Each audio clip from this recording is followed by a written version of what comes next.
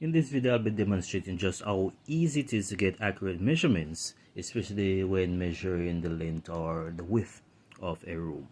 I'll be using the Atola T201 laser measure, which measures up to 328 feet.